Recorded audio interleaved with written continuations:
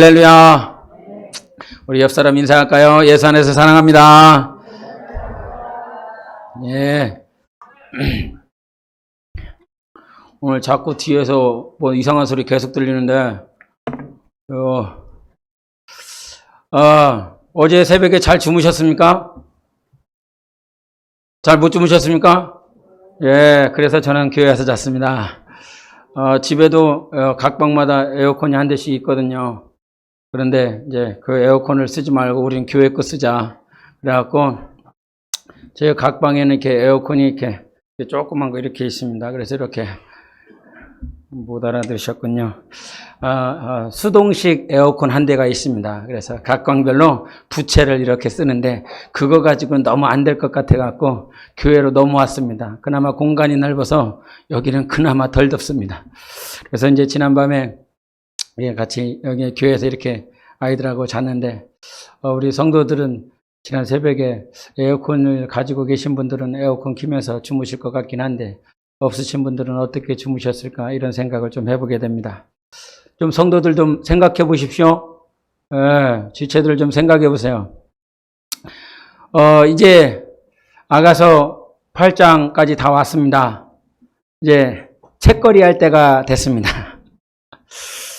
이제 책거리 하면 이제 그 책을 뒤집어 없애버리는데 1장부터 8장까지 하는 동안 여러분에게는 어떤 말씀이 남았는지 저는 또 이렇게 궁금해집니다. 근데 이제 마지막을 이렇게 하나님의 음성을 들으면서 하나님의 음성이 마지막이라는 것이 아니라 아가서를 통해서 우리에게 주시는 그 말씀을 한 번 더 생각해 보면서 이 여인의 삶을 1장부터 8장까지 이렇게 돌이켜 볼 때에 제 눈에 이 여인이 가장 많이 바뀐 것이 있다라고 그런다면 오늘 7장 10절의 말씀입니다. 7장 10절의 말씀을 같이 읽어보시겠습니다. 시작. 나는 내 사랑하는 자에게 속하였도다. 그가 나를 사모하는구나. 아멘. 여인의 정체성에 대해서 주님과 여인과의 관계 속에서 여인이 바뀐 것들이 있었습니다. 2장 16절에는 나의 사랑하는 자가 내게 속했다라고 표현을 했고 6장 3절에서는 깨달은 것이 있었는데 내가 내 사랑하는 자에게 속했다라고 좀 바뀌었습니다. 그리고 나서 7장 10절에 여러분이 읽었던 것처럼 한 번 더 읽어보실까요? 시작. 나는 내 사랑하는 자에게 속하였도다. 그가 나를 사모하는구나. 무엇이 더 추가가 되었습니까? 그가 나를 사모하는구나 라고 하는 말씀이 더 추가가 되었습니다. 그래서 2장에서는 내가 주님을 더 사랑하는지 알았어요. 그래서 내 사랑하는 자가 내게 속한 것이다라고 고백을 했습니다. 그러나 고난을 겪고 난 다음에 주님과 결혼하고 난 다음에 그제서야 주님이 얼마나 나를 사랑하시는지를 깨달으면서 내가 내 사랑하는 자에게 속해 있었구나라고 하는 것을 깨닫고 7장에 오면서 이제 사역을 막 진행하면서도 주님께서 나를 이제는 사랑이라고 하는 표현이 아니라 사모한다라고 하는 표현을 하십니다. 그래서 주님이 나를 사모하시는구나. 여러분 이 사실이요 얼마나 위대한 고백이냐면 사역을 하다 보면 사역에 눈이 돌아가면 주님과의 관계가 끊어지기 시작합니다. 그리고 사역을 하면서 사역할 때 막 보여지는 열매, 보여지는 어떤 부흥의 역사들이 보이면 내가 주님을 사랑하고 있고 주님이 나를 사랑하고 있다라고 하는 사실이 막 이렇게 느껴져요. 그런데 사역을 하면서 보이지 않을 때 뭔가 많은 일들을 감당하고 있지만 아무런 열매가 보이지 않을 때 그때도 주님이 나를 사랑하고 계시는가? 주님이 나를 사모하시는가? 라고 하는 그 물음에, 그 의문에 닥치게 됩니다. 그런데도 불구하고 이 여인은 주님이 나를 사모하신다라고 하는 고백을 드리게 됩니다. 그래서 여인의 신앙적인 정체성을 온전히 깨닫는 것은 어디에서 깨닫는 것이냐면 얘가 철들었네 이제 신앙이 성장했네 라고 하는 것들을 진단하는 곳은 어디냐면 나의 삶이나 내 생활 가운데서 부흥의 어떤 사역에 열매가 없다라고 할지라도 주님이 나를 사모하십니다라고 하는 이 고백이 나올 줄 알아야 신앙이 성장하고 성숙한 것입니다. 우리 시편 139편 같이 보시겠습니다. 시작. 하나님이여 주의 생각이 그 수가 어찌 그리 많은지요. 내가 세려고 할지라도 그 수가 모래보다 많도소이다. 내가 깰 때에도 여전히 주와 함께 있나이다. 아멘. 이 시편 139편의 17절과 18절을 이렇게 봤는데요.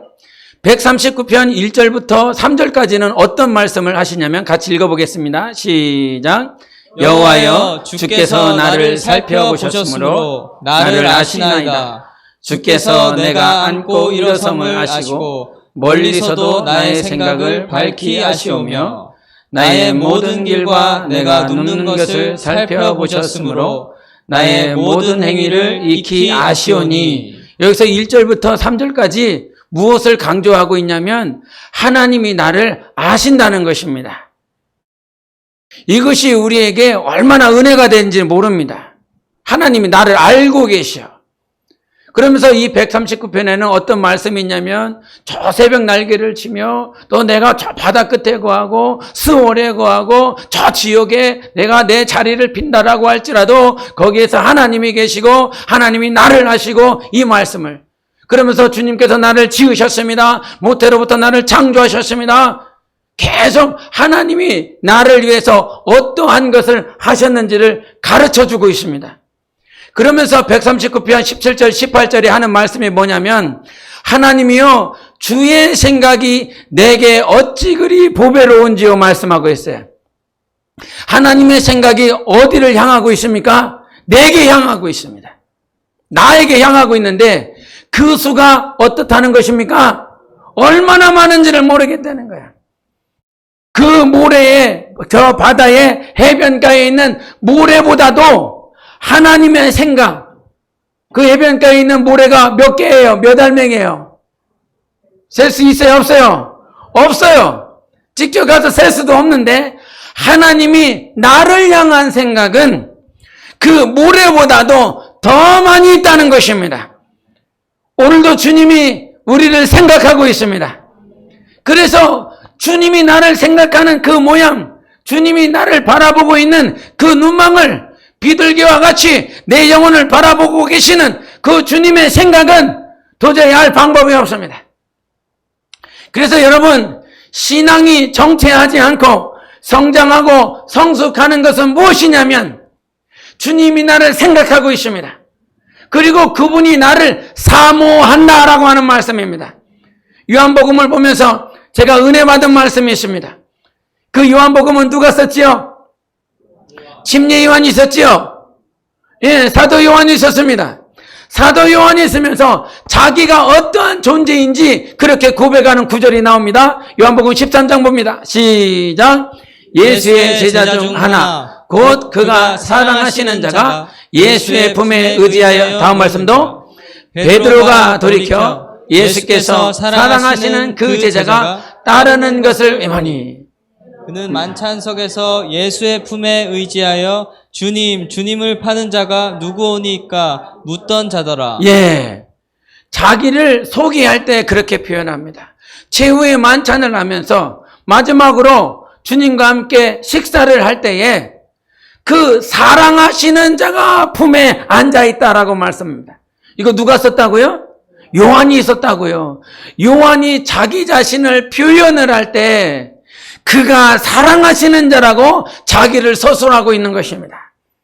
21장에서도 베드로가 그를 봤는데 사도 요한의 입장에서 베드로를 본 거죠. 베드로가 누구를 봤습니까? 자기를 봤는데 베드로도 그렇게 고백을 하더라는 것입니다. 주님이 사랑하시는 자. 여러분은 어떻게 여러분 영혼을 고백할 것입니까? 요한은요, 아직 예수 그리스도 그 십자가의 보혈을 그 당시에는 보지 못했습니다. 그런데 뒤돌아서서 예수 십자가를 받고 부활을 경험했었던 이제 100세에 이르러서 정말 자기 자신 이미 늙어 빠졌거든요. 밤모섬에서 유배되었었던 그의 삶을 경험했거든요. 이제 나이 들어서 세상에서는 아무 쓸모없는 그런 천한 노인으로 변화되었지만 그가 성령의 감동이 되어 요한복음과 요한 1, 2, 3서 계시록을 쓸 때에 그의 고백이 그겁니다. 나의 육신은 늙었지만 이제 주님 앞에 몸을 움직여 사역할 수 있는 육신의 모양은 아니지만 나는 주님이 사랑하시는 자다. 주님이 나를 사랑하신다라고 고백하고 있습니다. 여러분의 정체성을 어디에서 찾을 것입니까? 주님께서 십자가에서 물과 피를 쏟기까지 우리를 영원히 사랑하셨습니다. 이 아가서를 증거할 때에, 이 말씀을 전할 때에 저희 사모와 한마디 하는 것들이 있습니다. 주일날인데 주님의 날에 이렇게 모여서 새 가족들, 아직 믿음이 연약한 영혼들도 분명히 있을 것인데 이 말씀이 들릴까? 이 말씀을 깨달을 수 있을까? 이것이 영의 양식이 될 수 있을까? 그래서 좀 쉬운 말로, 아니면 십자가의 복음, 예수 그리스도의 보혈이 더 낫지 않을까? 이런 생각들을 주고받을 때가 있습니다. 그런데 여러분, 하나님이 여러분을 돕고 계시지요. 하나님의 영이 이 자리에 함께 계시지요. 그렇다라고 한다면 사람의 생각은 그런 거예요. 목회자의 생각은 조금이라도 깨달을 수 있는 말씀이 유익하지 않을까? 그런데 우리에게 더 필요한 말씀은 무엇이냐면요, 사람이 이해할 만한 말씀을 증거하는 것이 아니라 오늘 성령께서 우리들에게 주시는 말씀이 귀한 것입니다. 아까도 대표기도 했었던 것처럼 우리에게 좋은 말씀이 아니라, 내 귀에 내 마음에 좋은 말씀이 아니라 이 말씀을 듣고 깨달아 알아서 순종하여 주님을 닮아갈 말씀이 우리에겐 필요한 것입니다. 그래서 하나님, 오늘도 새 가족들이 있고요, 교회의 문을 들어온 지 얼마 되지 않은 영혼들이 있지만 하나님이 깨닫게 하는 것입니다. 하나님께서 여러분 영혼에 들릴 말씀이 들리게 하실 것입니다. 그래서 우리가 먼저 들려야 될 말씀이 무엇이냐면, 하나님은 여러분을 사랑하신다는 것입니다. 사모한다라고 우리에게 말씀하여 주시는 것입니다. 우리 8장 5절도 보시겠습니다. 8장 5절 같이 읽겠습니다. 시작. 그의 사랑하는 자를 의지하고 거친 들에서 올라오는 여자가 누구인가? 너로 말미암아 내 어머니가 고생한 곳, 너를 낳은 자가 애쓴 그곳 사과나무 아래에서 내가 너를 깨웠노라. 아멘. 어떤 사랑하는 자를 의지하고 거친 들에서 올라오는 어떤 여자가 있습니다. 그런데 거친 들은 우리가 문자를 봐도 거치다라고 말했기 때문에 환난을 말할 것이고 고난과 고통과 아픔, 상처를 말할 것입니다. 그런데 그 거친 들에서 올라오는 여자는 무엇을 의지하여 올라옵니까? 그의 사랑하는 자를 의지하여 올라오는 것입니다. 환난은 어떻게 통과하는 겁니까? 고난을 어떻게 통과할 수 있습니까? 나를 사랑하시는 그분의 사랑을 의지하여 올라올 수 있는 것입니다. 환난을 어떻게 이겨? 고난을 어떻게 이겨? 우리의 힘과 능으로 이기는 것이 아니라, 올라올 수 있는 것이 아니라 주님이 나를 사랑하시는 그 사랑 때문에 올라올 수 있고, 내가 주님을 사랑하는 그 사랑이 우리 안에서 계속 자랄 때에 우리는 고난이 이기는 것입니다. 우리는 고난이 두려워요. 아픔이 두려워요. 저는 가끔 생각했을 때 내가 목회하다 말고 내 자식들 죽으면 어떡하나 이런 생각들을 해본 적이 있습니다. 목회한답시고 자녀들을 챙기지 못하여 병이 들고 아파서 이 녀석들이 다 죽으면 어떡할까 이런 생각도 해본 적이 있습니다. 그러면 목회를 집어쳐야 되나? 목회를 그만둬야 되나? 이런 생각도, 이런 갈등도 해본 적이 있습니다. 고생 사사한다라고 표현을 하는데, 그러한 상황 가운데 내가 있다라고 할지라도 우린 고난이 분명히 두렵고 아픔과 상처를 맞이하기를 어렵지만, 그런데 그 여인은 어디에서 올라와야 되냐면 거친 들에서 올라와야 돼요. 여러분, 주님을 닮기 원하십니까? 예수 그리스도와 하나 되기를 원하십니까? 그러면 반드시 올라와야 될 곳은 사랑과 은혜와 생명이 풍성한 곳에서 올라오는 것이 아니라 거친 들에서 올라와야 되는 것입니다. 그런데 그 거친 들에서 우리를 올라오게 하시는 분이 있습니다. 바로 하나님이시요 하나님의 사랑인 것입니다.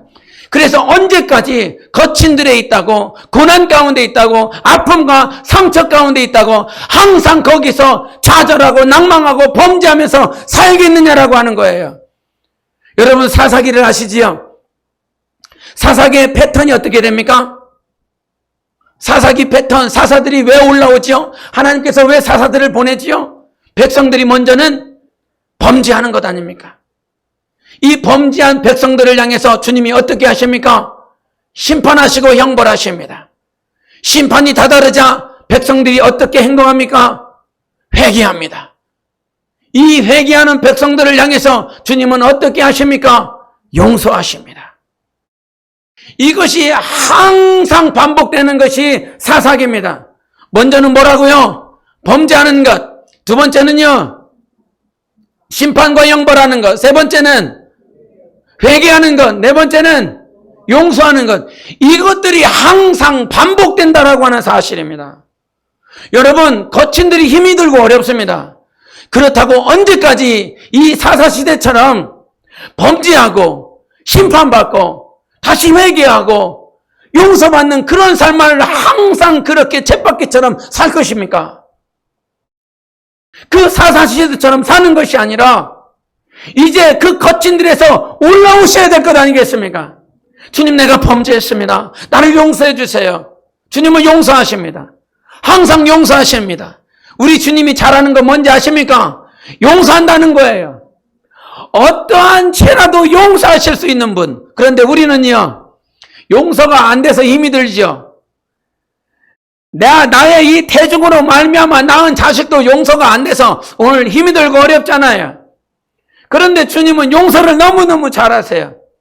그래서 우리가 오늘도 살아가는 것이 용서가 풍성하신 하나님의 은혜인데, 그러나 그 은혜가 풍성하신 하나님, 용서가 풍성하신 하나님인 것을 우리가 비록 인정하지만 언제까지 항상 범죄하고 용서받고 범죄하고 용서받으며 그렇게 살다가 주님 앞에 설 것이냐라고 하는 거예요.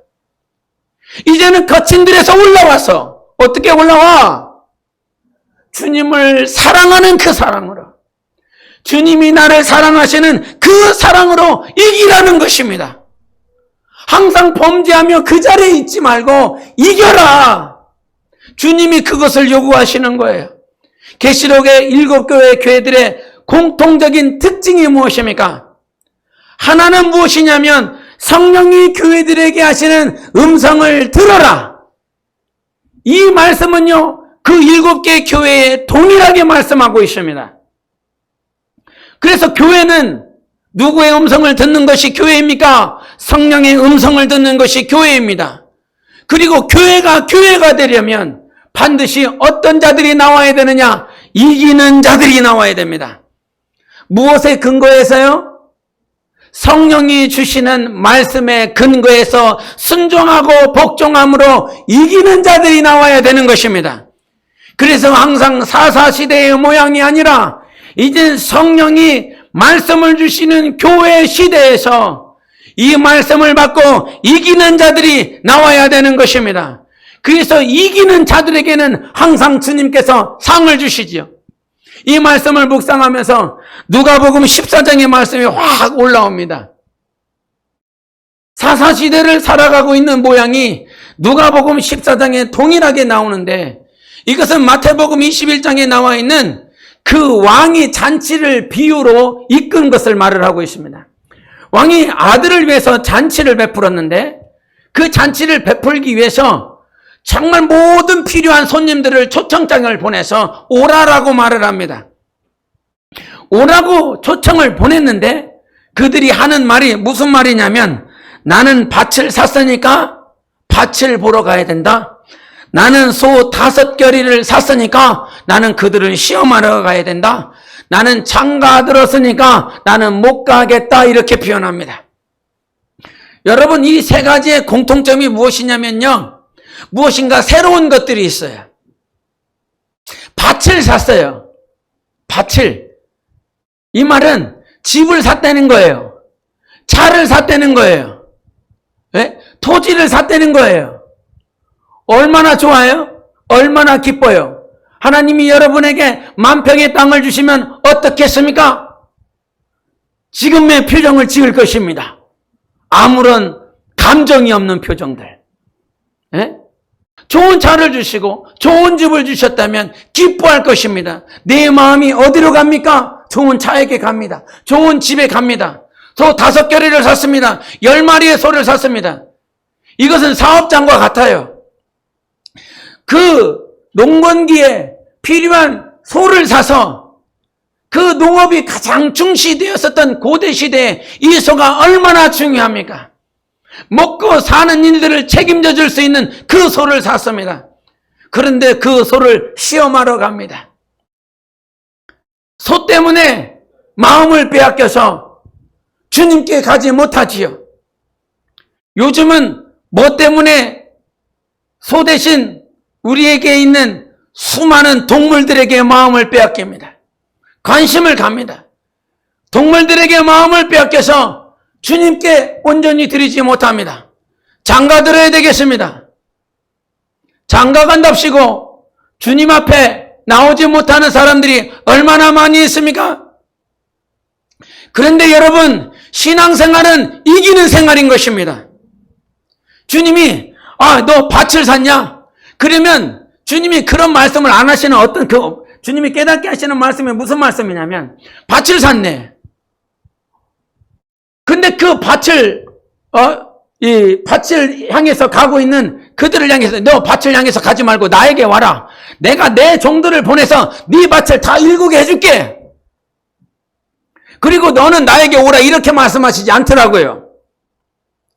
소를 시험해야 되는데 10마리를 시험을 해야 되는데 주님이 나의 종들에게 맡겨서 네가 산 그 10마리의 소를 다 시험해 보도록 하고 너는 나에게 오라 이렇게 얘기하지 않더라고요. 장가가는 것들을 나의 집에 혼인잔치가 그 잔치를 벌여주신가 우리 집에 와서 네 장가들어. 내가 필요한 모든 것들을 다 데코레이션 해줄게. 그렇게 말씀하시지 않더라고요. 그러면서 주님이 원하시는 것들을 보게 됩니다. 주님이 원하시는 것들은 그 마음을 뺏기는 것들로부터 네가 이기라고 말씀하시는 것입니다. 그것들에게 마음 뺏기지 말고 오늘도 주님께 나와 주님께 온전한 마음을 드리기를 우리 주님이 원하시는 것입니다. 그래서 우리가 거친 들에서 이길 수 있는 유일한 방법은 주님의 그 사랑에서 승리하는 것입니다. 그것을 8장에서 계속 강조하는데 6절과 7절도 보시겠습니다. 6절과 7절 같이 읽겠습니다. 시작. 너는 나를 도장같이 마음에 품고 도장같이 팔에 두라. 사랑은 죽음같이 강하고 질투는 수월같이 잔인하며 불길같이 일어나니 그 기세가 여호와의 불과 같으니라. 많은 물도 이 사랑을 끄지 못하겠고 홍수라도 삼키지 못하나니 사람이 그의 온 가산을 다 주고 사랑과 바꾸려 할지라도 오히려 멸시를 받으리라. 아멘. 저 혼자 읽고 저 혼자 아멘 하는 것 같아요. 네.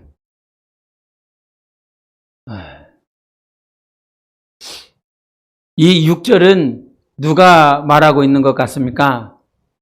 누가 고백하고 있는 것 같습니까? 이 말씀을 여자가 남자에게 하고 있다 이렇게 해석하시는 분들도 꼭 있더라고요. 그런데 여러분, 만약에 그렇게 된다면 너는 나를 도장같이 마음에 품고 도장같이 팔에 두라. 이것을 여자가 남자에게 했다라고 그런다면 어떤 의미가 되냐면 주님은 나를 도장같이 마음에 아직 두지 않고 있다라고 하는 해석이 되어집니다. 그리고 도장같이 팔에 두라. 주님은 여전히 나를 도장같이 팔에 두지 않는 그런 주님으로 이해되어지는 것입니다. 그래서 그 말씀이 아니라 이 말씀은 왕 대신 신랑 대신 주님께서 우리에게 너는 정말 도장같이 나를 내 마음에 두라라고 말씀해 주시고 도장같이 내 팔에 두라라고 말씀하십니다. 팔에 둔다라고 하는 의미는 신명기 우리 5장을 잠깐 보시면 이런 말씀을 하십니다. 같이 읽겠습니다. 시작. 너는 기억하라. 내가 애굽 땅에서 종이 되었더니 내 하나님 여호와가 강한 손과 편팔로 거기서 너를 인도하여 내었나니 그러므로 내 하나님 여호와가 내게 명령하여 안식일을 지키라 하느니라. 아멘. 손과 팔이라고 하는 것은 하나님의 인도하심과 하나님의 구원하심이다. 그래서 신명기에 출애굽 2세대를 향해서 하나님의 강한 손과 강한 팔로 거기서 너를 인도했다. 너희들을 인도하고 구원하고 도움을 허락하신 하나님이라고 하는 것을 잊지 말라는 것입니다. 그래서 너의 내면에 마음에 하나님을 도장같이 두라. 너의 심령에 하나님을 두고 네 삶에 그와 같이 구원하시고 인도하고 계시는 하나님, 너의 삶 가운데서도 하나님이 너를 인도하고 구원하고 있다라고 하는 사실을 도장과 같이, 이 도장이라고 하는 것은 에스더서를 보면 어떻게 말을 하고 있냐면 아수에로 왕이 유대인들을 다 죽이기 위해서 칙령을 내릴 때 그 왕만이 인장을 찍습니다. 그것은 변개되어지지 않는 것이고 깨지지 않는 것입니다. 그래서 하나님께서 우리에게 인친다라고 도장을 찍는다라고 하는 것은 하나님의 사랑과 하나님의 생명과 인도하심은 절대 변개되어지지 않는다라고 하는 사실을 네 마음과 네 팔에 두고 항상 주님을 인식하라고 하는 말씀인 것이지요. 그래서 하나님께서 우리를 오늘도 사랑하시고 있기에 하나님을 사랑하는 그 마음들을 여러분 심령 안에 두시고 여러분의 팔에 하나님의 도우심과 인도하심을 항상 볼 수 있도록 하시기를 예수 이름으로 축원합니다.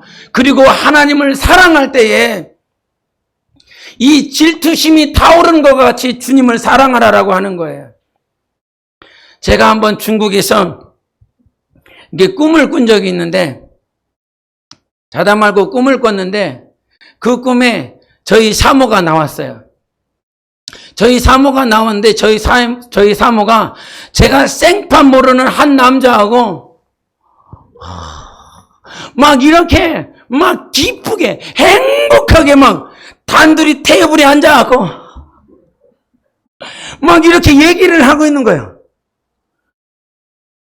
실제가 아닌데도 꿈인데도 내 인연 막 이렇게 되는 거죠. 막 심장이 좋아서 뛰는 게 아니라 죽인다 내가. 그러면서 막 심장이 팍팍팍 뛰는 거예요. 근데 막 실제인 줄 알고 막 그렇게 되는데 일어나 보니까 꿈이더라고요. 근데 꿈인데도 이 심장 벌렁 벌리는 것이 이게 사그라들지 않아요. 여러분 질투가 그거잖아요. 에? 내 남편이 딴 년하고 막 이렇게 하고 있어. 그런데 할렐루야 막 이렇게 평안해. 화평이 이루어져. 이거 둘 중에 하나는 또라이인 거예요. 그거를 봤으면 내가 뭐가 돼야 돼요? 당연히 질투심이 나와야죠. 예? 내 아내가 딴 놈하고 막 만나고 있는데 막 박수가 나오고 막 너무너무 좋아. 이 놈은 어떤 놈이에요? 지도 바람 피고 있는 놈인 거예요. 그럼 그래요? 예, 그런 거예요. 지도 바람을 피고 있기 때문에 그렇게 되기를 원하는 거죠. 근데 여러분, 우리의 마음이요, 주님을 사랑하는 데 있어서 주님이 다른 영혼 보고 있으면 질투가 나야 되는데 그런 질투가 안 나. 예? 목사가 다른 한 영혼만 계속 이렇게 보면서 설교를 50분 동안 했어. 그러면 여기에서 뭐가 나와야 돼요? 질투가 나와야지. 질투가 안 나온다는 것은 무슨 말이에요? 목사를 안 사랑한다는 말이거든요. 별로 관심이 없다는 말이거든요. 여러분, 주님이 나를 바라볼 수 있도록 우리 안에 질투심이 가득 찰도록 야고보서 4장 5절에는 뭐라고 말씀하시냐면 성령이 우리를 시기하시기까지 질투하시기까지 사랑하신다라고 말씀해 주셨어요. 내 마음을 누구에게 빼앗기고 싶지 않아서 오늘도 질투가 가득하신 하나님이세요. 그런데 우리는 우리의 마음을 누구에게 쉽게 빼앗기지 않습니까? 세상에 빼앗기지 않습니까? 우리의 마음을 주님께 드리는 삶을 살아야 되는 것입니다. 마지막 때에 하나님 앞에 온전히 주님께 드려야 되는 거예요. 7절에 이런 말씀 후반부에 한번 보실까요? 사람이부터 시작. 사람이 왜 온갖을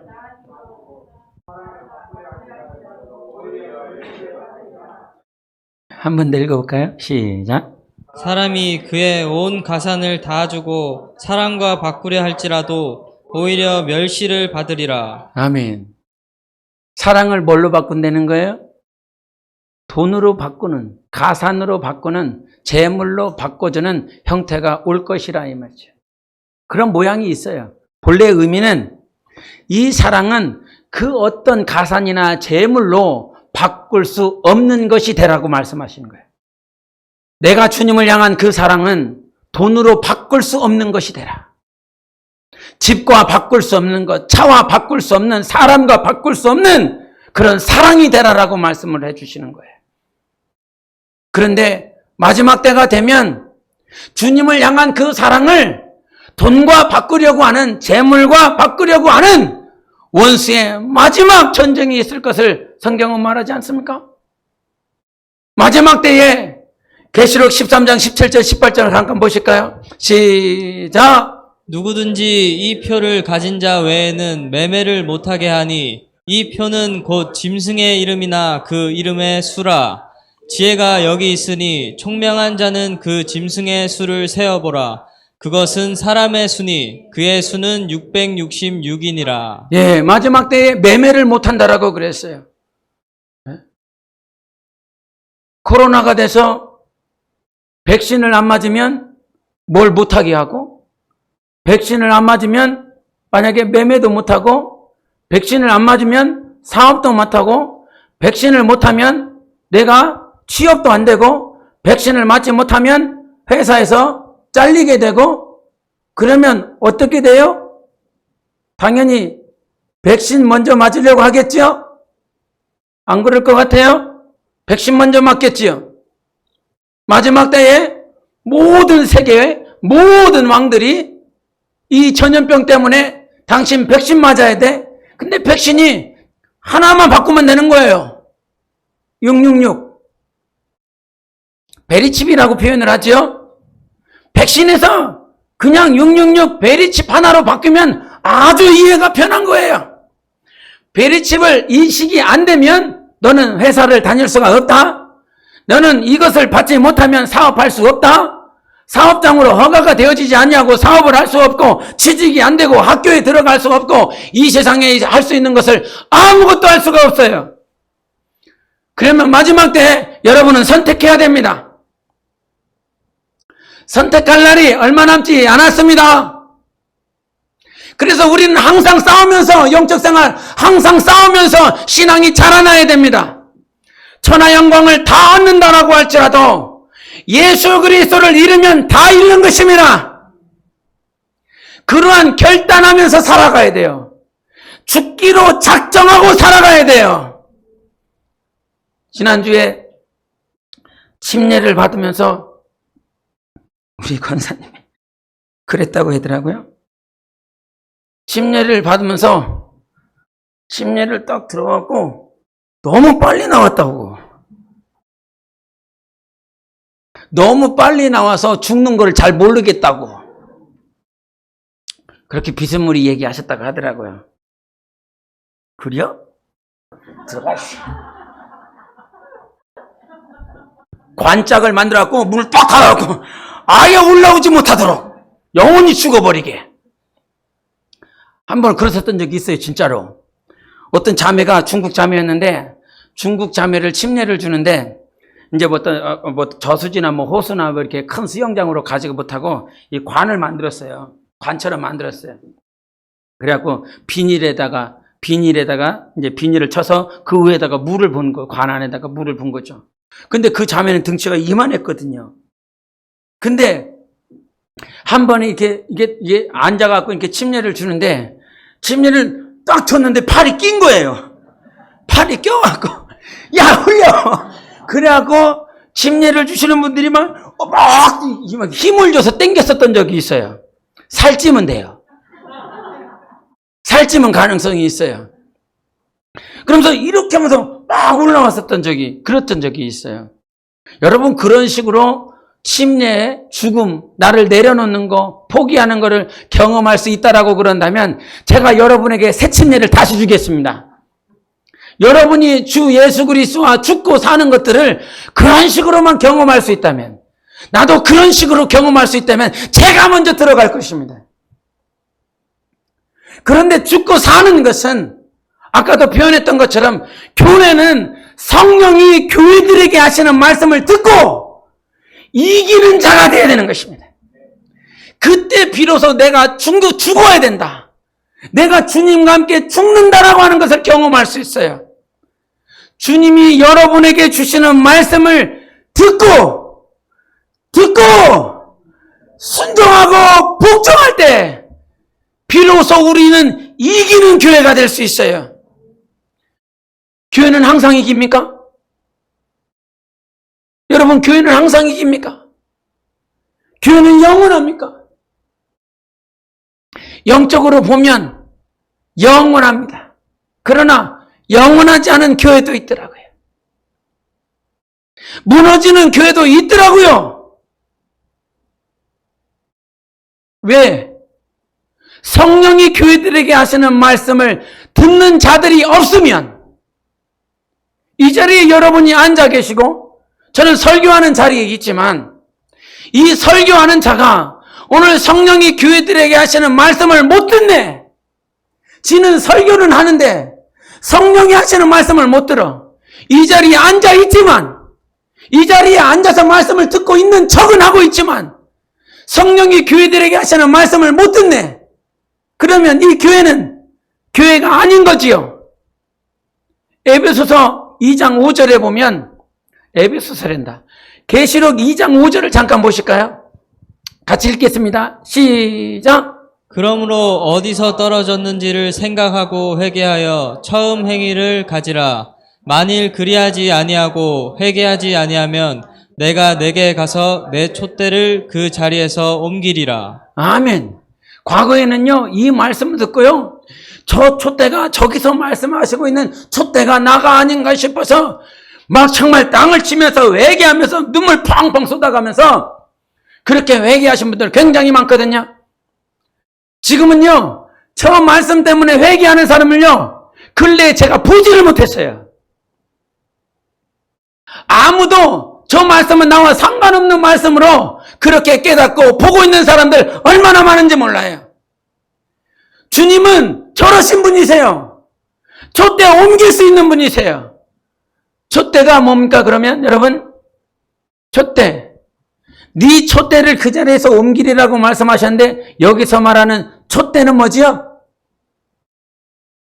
다음 거 보십시오. 시작. 7별은 7교회 사자요 7 촛대는 7 교회니라. 예. 촛대는 뭐예요? 교회예요.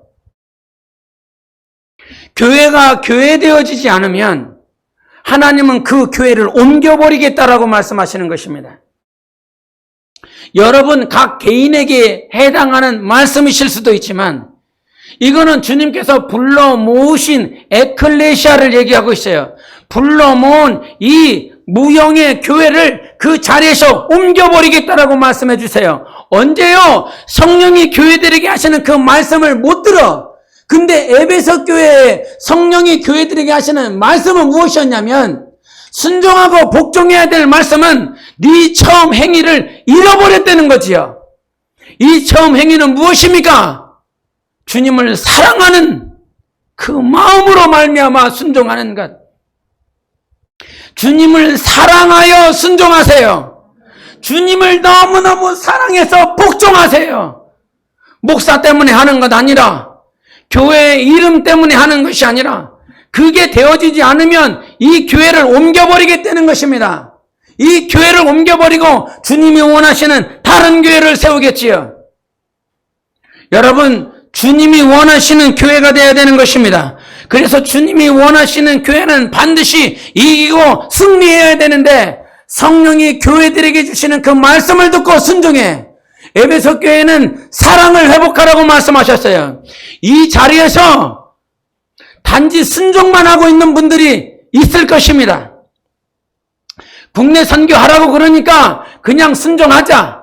이거 맡았으니까 이거 끝날 때까지만 그래도 힘이 들고 어렵더라. 아무 말 안 하고 입 꽉 다물고 그냥 끝까지 하자.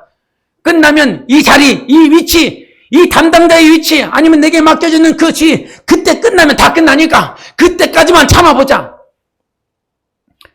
뭐 그것도 주님 앞에 갔을 때 주님이 어떻게 보실지는 모르겠지만은 여러분, 이것이 여러분 안에서 회복되어지시기를 예수 이름으로 축원합니다.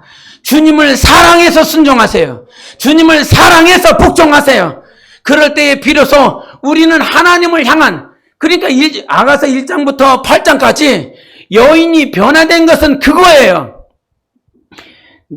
정말 주님께서 나를 사랑하신다라고 하는 그 사랑이 더욱더 깨달아지고 알아서 8장에 이르러서는 스오르 같은 그 불구덩이와 같은 그 불못도 하나님을 향한 그 사랑을 끄지 못하는 사랑이 되어버렸습니다. 나를 죽인다 할지라도 나는 주님을 사랑하는 것들을 절대 포기하지 않으리라. 그런데 어떤 이들은 그 가산, 재물, 물질 때문에 하나님을 사랑하는 것들을 포기하는 자들이 마지막 때에 나온다는 것입니다. 제가 큰 교회에 이 외국인들을 담당하는 목사님이 담당하는 그 목사님이, 외국인 담당하는 목사님이 간증을 하나 제가 들은 적이 있는데, 이 자기는 중국인들을 이렇게 양육하고 전도하는 그 일을 맡았는데, 자기와 함께 일하고 싶은 전도사를 조선족 가운데서 한 명을 이렇게 전도사로 임명을 해서 그 중국인 큰 교회 안에 소속되어 있는 외국인 교회 가운데 중국인을 담당하는 그 교회를 맡고 있는 거죠. 근데 하루는 이렇게 말씀을 이렇게 한국어로 전하면 이제 통역을, 조선족이기 때문에 중국어로 통역을 하는데, 어느 날은 그 조선족이 와서 어느 회사에서 자기에게 통역을 좀 부탁을 했다고.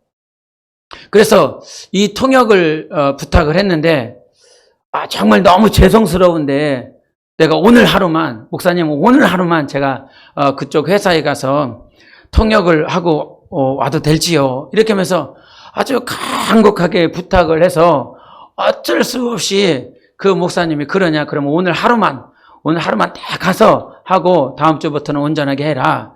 이렇게 해서 그 하루만을 딱 이렇게 허락을 했다는 거죠. 허락을 해서 그냥 잘하고 다음 주가 되었는데 또 와서 하는 말이 무엇이냐면, 그 통역을 너무 잘해서 그쪽 회사에서 너무 사정을 해서 다음 주까지만, 그러면서 내가 페이를 더 줄 테니까 다음 주까지만 꼭 해달라고. 그래서 전에 받았었던 페이에 3배를 올려주겠다는 거예요. 그래서 또 와서 부탁을 하는 거죠. 그래서 전에는 10만 원을 받았는데 1시간 통역하고, 지금은 30만 원을 주겠다는 거예요. 1시간 통역하고. 어떻게 해요? 목사가 또 허락을 했어요. 다음 주에 어떤 사단이 벌어졌을까요? 목사님 10배로 주겠답니다. 그 인간은 어디로 갔을까요? 세상으로 물밀듯이 밀려갔습니다. 마지막 때에 그와 같은 일들이 벌어질 거라 이 말이에요. 돈을 성경은 뭐라고 말을 하냐면 맘몬이라 얘기합니다. 우상이라고 얘기를 합니다. 귀신의 영, 미혹의 영들, 그들이 오늘도 하나님을 바라보지 못하도록 만들고 있습니다. 그런데 우리가 이겨야 될 것은 바로 거기에 있거든요. 어떻게 이겨? 물질을 어떻게 이겨요? 주님을 사랑하는 그 사랑으로 이기는 것입니다. 주님이 나를 사랑하는 그 사랑과 내 영혼이 주님을 사랑하는 그 사랑으로 우리는 마지막 때에 그 만몬을 이길 수가 있는 것입니다. 그래서 우리의 영혼이 자랄 때에 하나님을 향한 그 사랑이 자라나야 되는 것입니다. 어떤 행사를 치르고 나서 이 행사를 치르는 어떤 계획적인 것, 시스템, 경영할 수 있는 것, 그러한 능력, 달란트가 발달되는 것이 아니라 주님을 사랑하는 그 마음이 우리 안에서 더욱더 자라나가야 되는 것입니다. 마지막으로 제가 여러분과 정말 말씀을 같이 나누고 싶은 건 이 여인에게 있어서 반드시 우리가 봐야 될 것이 무엇이냐면 8절과 9절입니다. 같이 읽겠습니다. 아가서 8장 8절과 9절 시작. 우리에게 있는 작은 누이는 아직도 유방이 없구나. 그가 청혼을 받는 날에는 우리가 그를 위하여 무엇을 할까? 그가 성벽이라면 우리는 음망대를 그 위에 세울 것이요. 그 감은 우리는 백향목 판자로 두리라. 아멘. 여기 8절에 등장하는 한 존재가 있습니다. 작은 누이가 등장합니다. 이는 유방이 없다라고 그럽니다. 그런데 청혼을 받는 날에 우리가 그를 위하여 뭘 할까? 이렇게 표현하고 있어요. 미성숙한 그리스도인들을 얘기를 합니다. 아가서를 잘 아시는 분들은 이 말씀이 무슨 말씀인지를 잘 알고 있어요. 이미 알고 있어요. 그런데 우리가 봐야 될 것이 무엇이냐면 청혼을 받는 날에 우리가 뭘 할까? 이 말은 무슨 말이냐면 이 여인은 이제 자기의 신앙생활만을 챙기는 자가 아니라는 사실이에요. 오늘도 직분을 받은 분들이 있어요. 근데 직분자라고 하는 말은 무슨 말이냐면 네가 챙겨야 할 사람이 있다라고 하는 말이에요. 네가 기도해야 될 사람이 있고 네가 인도해야 될 사람이 있고 그런 존재가 되었다는 거예요. 그런데 직분을 받았는데도 불구하고 여전히 자기 신앙생활하기 바쁘신 분들 많아요. 자기 예배 성공하기 바쁘신 분들 많고요. 자기 기도하기 바쁘신 분들 많이 있고요. 그런데 성경에 직분자를 세운 이유를 에베소서 4장에 뭐라고 말씀을 하시냐면 같이 보겠습니다. 시작. 그가 어떤 사람은 사도로, 어떤 사람은 선지자로, 어떤 사람은 복음 전하는 자로, 어떤 사람은 목사와 교사로 삼으셨으니 이는 성도를 온전하게 하여 봉사의 일을 하게 하며 그리스도의 몸을 세우려 하심이라. 아멘. 왜 직분을 세웠습니까? 성도를 온전하기 위해서 직분자를 세운 것입니다. 근데 목사, 교사로 삼았어요. 직분자 나오는 거거든요. 선지자로, 사도로, 목사로, 교사로, 복음 전하는 자로 직분자를 세웠어요. 직분자로 세운 이유는 뭐라고요? 당신 직분자라고 자랑하기 위해서 그게 아니라 이 말입니다. 최소한 당신은 연약한 영혼들, 새가족들, 교회에 이제 막 문을 들고 들어온 자들을 양육하고 관심 써주고 기도해주고 저를 잘 인도하여 주님 만나고 세울 수 있는 자로 주님이 보셨기 때문에 직분자로 삼았는데 오늘도 여전히 자기 신앙생활하기 바쁜 이들, 자기 예배 성공하기 바쁜 이들, 자기 기도하기 바쁜 이들로 그렇게 살아가고 있다 이 말입니다. 여러분, 우리 신앙이 자라기를 원합니다. 직분자 여러분들, 여러분 영혼이 더욱더 담대하시기를, 여러분의 그릇이 커지시기를 예수 이름으로 축원합니다. 사랑하는 자들을 우리 주님은 더 사랑하십니다. 내가 너희를 사랑한다라고 하여 하나님께로부터 오는 그 사랑을 내가 덜 받겠느냐라고 바울이 말을 했거든요. 우리 안에 정말 영혼을 향한 거룩한 마음들이 있어야 돼요. 여인이 주님 앞에 아가서 1장에 주님 어디 계십니까? 라고 물어본 적이 있어요. 기억하십니까? 주님 어디 계세요? 그랬더니 우리 1장 한번 보실까요? 1장 우리 7절 보시겠습니다. 7절 8절 시작. 내 마음으로 사랑하는 자야 내가 양치는 것과 정오에 쉬게 하는 것을 내게 말하라. 내가 내 친구의 양떼 곁에서 어찌 얼굴을 가린 자같이 되랴. 여인 중에 어여쁜 자야. 네가 알지 못하겠거든. 양떼의 발자취를 따라 목자들의 장막 곁에서 너의 염소 새끼를 먹일지니라. 아멘. 7절에 주님 어디 계십니까? 그랬더니 8절에 뭐라고 말을 해요? 네가 알지 못하겠거든. 네가 모르면, 지금 주님이 어디 계시는지 모르면 양떼의 발자취를 따라가 봐. 그리고 목자들의 장막 곁에서 너의 염소 새끼를 먹일지니라. 아니, 당신이 어디 있냐고 물어봤더니 이 얘기를 하고 마치 동문서답처럼 들리지요. 그러나 그 말씀이 아니었어요.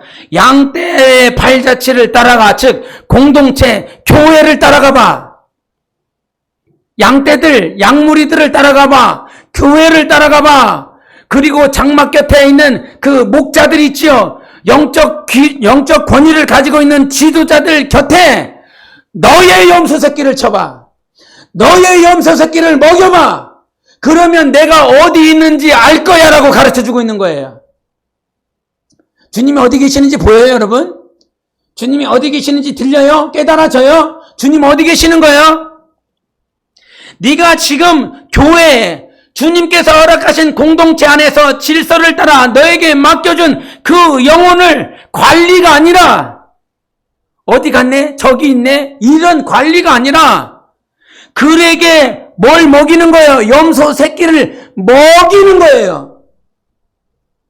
오늘 교회 왔구나? 오늘 안 왔구나? 성경을 읽었구나? 안 읽었구나? 기도했구나? 기도 안 했구나? 이거 관리가 아니라 그 영혼한테 정말 자기의 모든 것들을 다 먹일 때에 주님이 어디 계시는지 그때 알 거라는 거예요. 에? 그러니까 이 여인이, 그 작은 누이는 뭐가 없어? 유방이 없어. 젖먹일 게 없다 이 말이에요. 그를 위해서 내가, 그 여인이, 그 작은 누이가 정원을 받는 날에는 내가 그를 위해서 무엇을 했냐? 할 게 그때는 아무것도 없어. 작은 누이를 위해서 이 술람미 여인, 이제 신부가 된 여인이 하는 것이 있어요. 8장 보겠습니다. 8장 9절 같이 읽겠습니다. 시작. 그가 성벽이라면 우리는 은 망대를 그 위에 세울 것이요 그가 문이라면 우리는 백향목 판자로 두리라. 저는요, 백향목 판자라고 그러니까 판자 들으면 어떻게 느낌이 고결해 보여요? 아니면 약간 천해 보여요? 판자떼기가 생각이 나갖고, 네? 그러면 보드 하면요. 보드 하면 어떻게 조금 있어 보여요? 네? 백향목 판자라고 하는 것은 이 백향목, 하나님께서 성전을 지으실 때에, 다윗성을 지을 때, 그 궁궐을 지을 때에 레바논에서 백향목을 가지고 왔습니다. 근데 그가 문이라면 내가 백향목 판자를 그에게 대겠다는 거예요. 우리 한번 그 말씀을 보여주세요. 열왕기상을 보겠습니다. 같이 읽어보겠습니다. 시작. 내 소에 들어가는 곳에는 감람나무로 문을 만들었는데 그 문인방과 문설주는 벽의 5분의 1이요 그 두 문짝은 잣나무라. 이쪽 문짝도 두 짝으로 접게 되었고 저쪽 문짝도 두 짝으로 접게 되었으며. 예.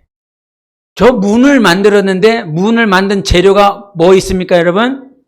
감람나무가 있죠. 그 다음 절에는요, 잣나무가 있습니다. 감람나무와 잣나무가 그 문짝을 만드는 재료인데, 이 술람미 여인은 그 여인이 나 문이라면 그 문을 뭘로 만들어주겠다고요? 백향목으로 만들어주겠다고요. 그냥 망대 9절에 보면 성벽이라면 그 여인이 성벽이에요. 근데 그 성벽에다가 뭘 설치를 합니까? 은망대를 설치하겠다는 거예요. 그냥 성벽, 벽만 있는 것이 아니라 그 벽 위에 순찰하는 자들이 올라가서 이렇게 보호하고 안전하게 만들 수 있도록 그 망대를 지어주겠다는 거지요. 그래서 오늘 믿음으로 성장한 자들은 주 예수 그리스도와 함께 사역하는 자들이 오늘 챙겨야 될 것은, 관심 가져야 될 것은 이 작은 누이들에게 망대를 세우고 있는가? 이 작은 누이들에게 오늘 그 백향목으로 판자를 지어서 그 문을 튼튼하고 아름답게 영원히 보존할 수 있도록 만들어주고 있는가? 바로 성장하는 자들, 성숙하는 자들은 오늘도 자기의 모든 삶을 다하여 작은 누이가 청혼 날에 주 예수 그리스도가 오셔서 청혼하셨을 때에 은망대가 있고 백향목 판자가 있는 자들로 만들어줘야 되는 것입니다. 그래서 내 삶의 전부가 그거인 거예요. 소설에 그 뿌리 깊은 나무라고 하는 소설책 읽어보셨습니까? 읽어보신 분들 있죠. 누구에 대한 이야기입니까? 뿌리 깊은 나무는 누구에 대한 얘기예요? 다원이 누구의 얘기죠?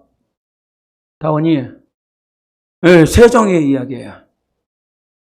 잘난 아들을 둬갖고 그것도 다 알잖아요. 근데 세종이 무슨 일을 하냐면 훈민정음 창제하는 거죠. 집현전에서 이 훈민정음을 창제하는데 그가 가지고 있는 이 훈민정음을 창제하여서 백성들에게 공포하기까지 어떤 어려움을 가지고 있었냐면 첫 번째는 정치 외교적 어려움을 가졌대요. 세종이 있었을 때 중국의 나라는 제 아들입니다. 저기는 권사님 아들이고. 근데 그 명나라 때에 항상 이 조선은 명나라의 신하예요. 그래서 자기 언어를 만든다라고 하는 건 이 나라에게 굴복하게 되는 거예요. 그래서 한자 문화권이었기 때문에 한자를 반드시 써야 되는 거거든요. 속국 신하는. 그런데 그거를 반포하겠다라고 하기 때문에 정치 외교적인 어려움을 가지고 있었어요. 두 번째는 육체적인 질병을 가지고 있었답니다. 그가 질병 100건 이상이 있었대요. 질병이 기록이 되었는데 100건 이상이 되었대요. 그리고 35살 이후로는 항상 물 한 동이의 크기가 얼마인지는 모르겠어요. 35살 이후로는 물 한 동이를 매일 마셔야 됐대요. 그래서 의사들이 말을 했을 때 이 사람은, 이 세종은 당뇨병이 35살 이후부터 계속 있었을 것이다라고 이렇게 얘기를 하고, 평생 가진 질병이 뭐가 있었냐면 두통, 이질, 풍질, 부종, 임질, 수전증, 이거는 평생 가졌대요. 육체적인 질병이 있었고, 세 번째는 피로 얼룩진 가족사. 이 세종의 아버지는 누구죠? 누구의 아들이 나와야 되는데? 세종의 아들은 아들이란다. 아버지는 태종이지요. 태종은 이방원이었잖아요. 저도 잘 몰라요. 잘 몰라. 그냥 인터넷 보고 알았어요. 그래요. 그런 거예요. 그런데 이방원은 왕장의 난을 일으켜서 다 죽이지 않습니까? 자기 장인도 죽이고요. 그러니까 세종의 외삼촌도 죽이고요. 그리고 자기의 장인도 죽이고요. 다 죽여버려요. 그리고 이 세종의 자식들은 다 질병 때문에 죽어나갑니다. 그렇게 가족사가 피로 얼룩졌고 자식들은 다 죽어나가는 어려움 가지고, 마지막에 네 번째는요, 세종이 즉위하고 난 다음부터 10년 동안 항상 가뭄이었대요. 그래서 그 세종실록에 보면 그 안에서 백성들이 곡식이 없어서 먹을 것이 없어서 다 허우적대는 그런 모양들이 세종실록에 기록되어져 있어요. 이런 모양뿐만 아니라 네 가지를 이제 대략적으로 네 가지의 가장 큰 위기를 가지고 있었는데, 이 훈민정음을 창제하려고 몸부림쳤다는 거죠. 반대파하던가. 근데 이 근위병이 세종에게 물어봤답니다. 이 시대의 백성조차 모르는 이 의로운 현자들의 싸움을 후세 사람들이라고 어찌 알겠습니까?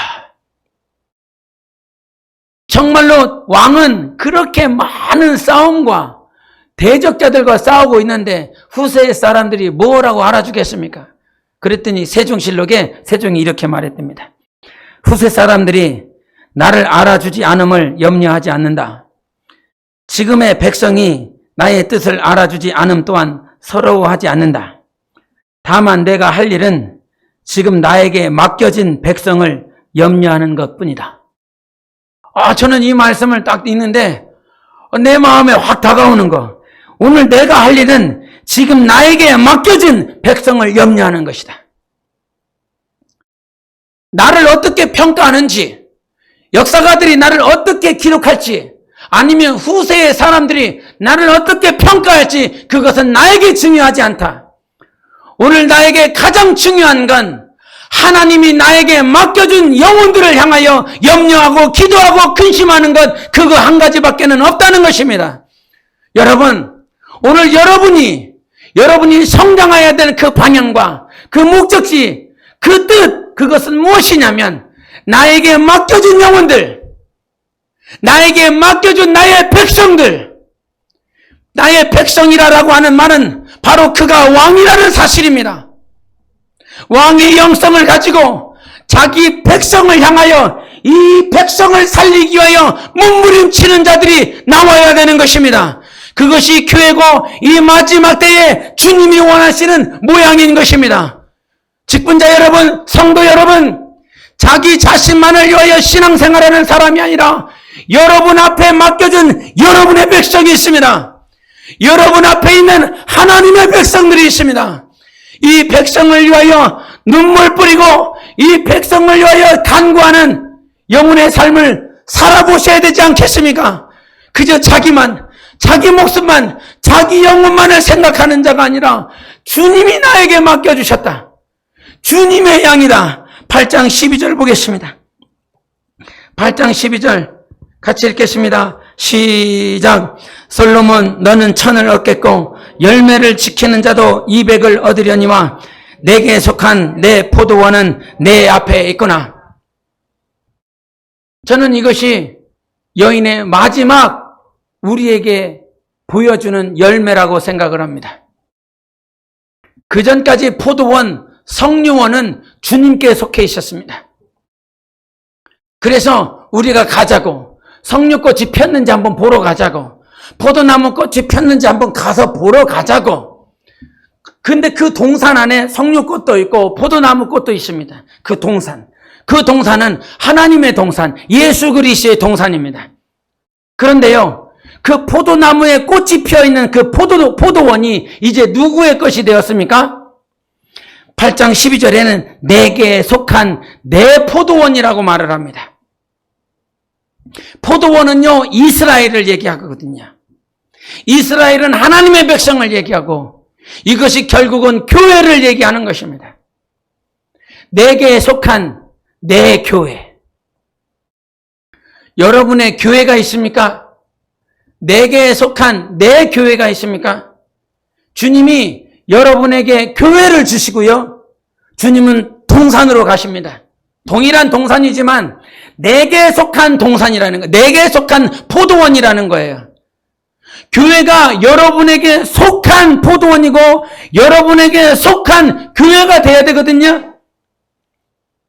여러분의 교회가 지금 여러분에게 속한 교회입니까? 아니면 양발, 이쪽 가고 저쪽 가고 저쪽에도 있고 이쪽에도 있는 그런 포도원입니까?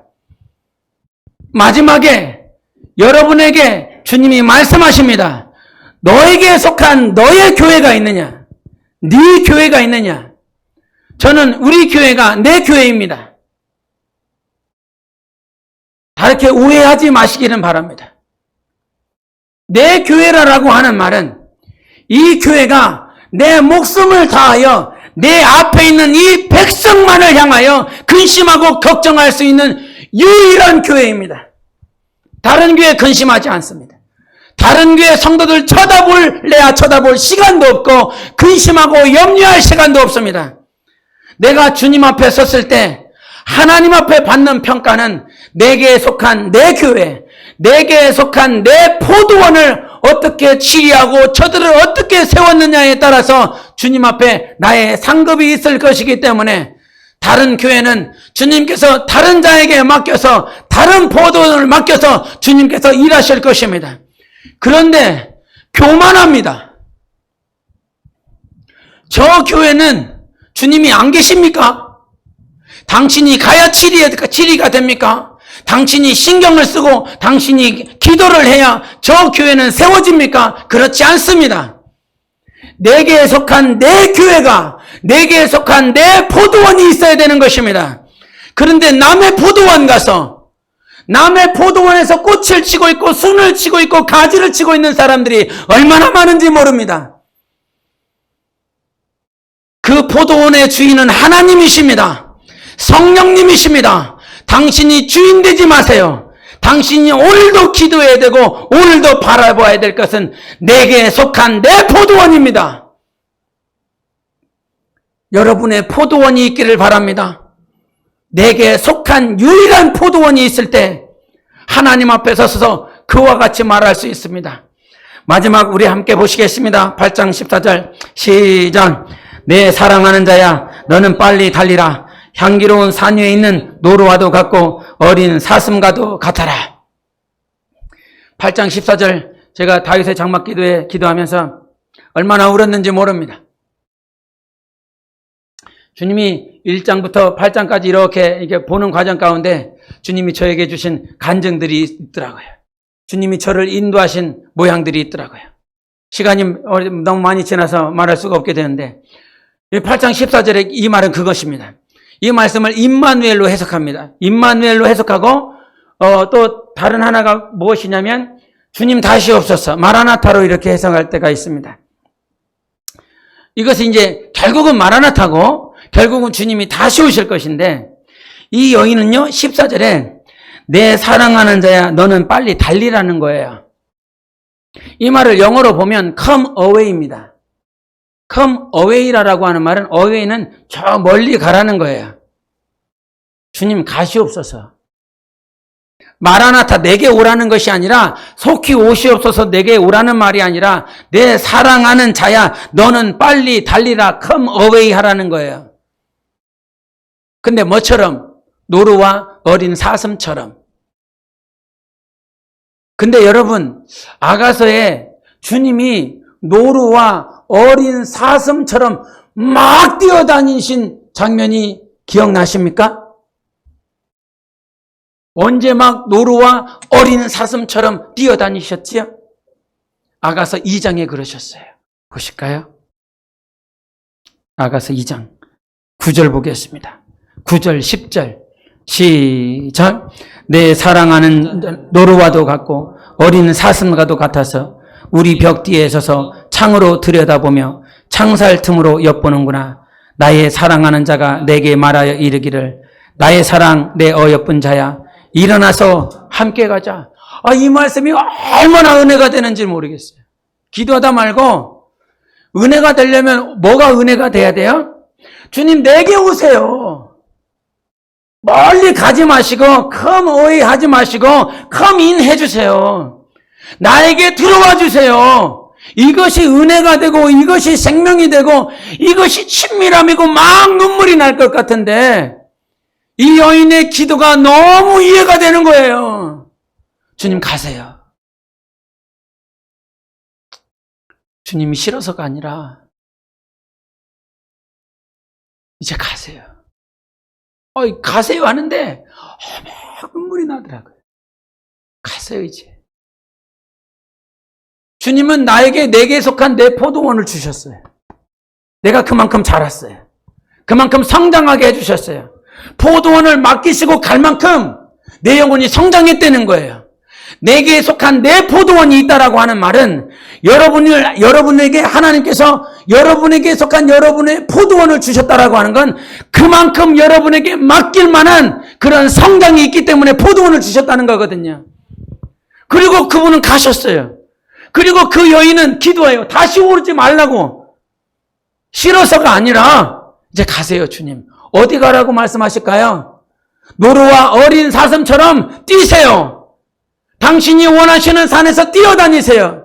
그랬더니 2장 9절과 10절에 보니까 주님이 노루와 어린 사슴처럼 왜 뛰어다니셨냐면, 그 창가의 벽 뒤에서 숨어서 오늘도 그 어린 여인들, 술람미 여인, 아직 자라지 못한 여인들에게, 그러나 주님을 찾고 주님께 친밀함을 구하고 주님을 더 사랑하고 싶은 여인들에게 가서, 나의 사랑, 나의 어여쁜 자야, 일어나서 나와 함께 가자, 이렇게 말씀하시더라고요. 주님 저 이제 괜찮아요. 주님이 나만 바라보고 있지 않아도 저 괜찮아요. 신밀함으로 이미 성장했고 장성한 믿음으로 자랐기 때문에 주님 앞에 그렇게 기도로 소원하는 것입니다. 이제는 오늘 저 집안에 있어서 그 집안의 구석에 있어서 주님을 만나고 싶고 주님을 경험하고 싶은 그들에게 노루처럼 어린 사슴처럼 뛰어가셔서 나와 함께 가자, 일어나라, 나의 어여쁜 자야. 그러한 자들을 주님 만나주시고 그러한 자들에게 뛰어가세요, 주님. 그러면서 주님께 기도하고 있더라고요. 여러분, 그러한 성장이 있기를 바랍니다.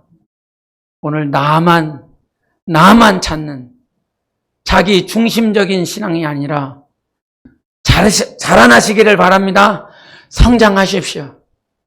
여러분에게 속한 여러분의 포도원이 있기를 원하며 이제 주님께 주님 저 신경 안 써도 돼요.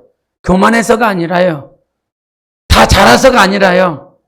이제 주님이 맡겨주신 그 포도원 주님을 앙망하고 다시 오실 주님을 그럼 다시 오실 주님이 계시기 때문에 다시 오실 주님이 있다라고 하는 그 사실을 알기 때문에요.